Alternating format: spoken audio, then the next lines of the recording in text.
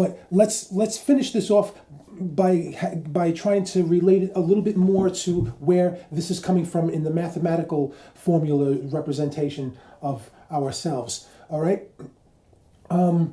The full energy value of you, of your potential, is the full energy value of your actual condition, of your actual state, equals the actual physical things as well as the possible things you could have shown. That equals the full version of yourself.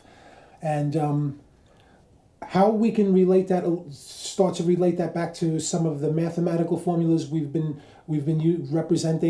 using to represent quantum behaviors on that scale, on the quantum scale and stuff like that, and the fundamental particle behaviors. Think of the actual you, that real time, or the actual you, the one where the choice that you have made. Think of that as the universe, as your existence, as what you can explore or push out. The rest of them are like, once upon a time, a word we used to use, are curled up. Okay, they're sort of curled up realities. They're not actual places. Okay, they are potential states of you.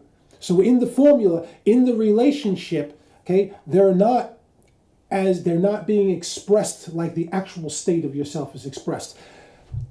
The way it gets really complicated is the debate between the side that believes that the probable or those potential states can be expressed just as real, just as tangible, with just as much energy as the actual state can. I come from the side where that is not true, that is inaccurate. There is only one actual state.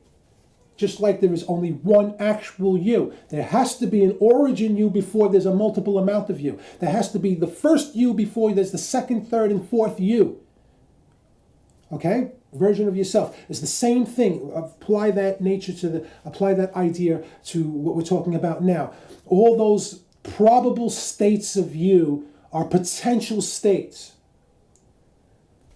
So they are actually wrapped up in the full or complete, formula or equation of the actual you.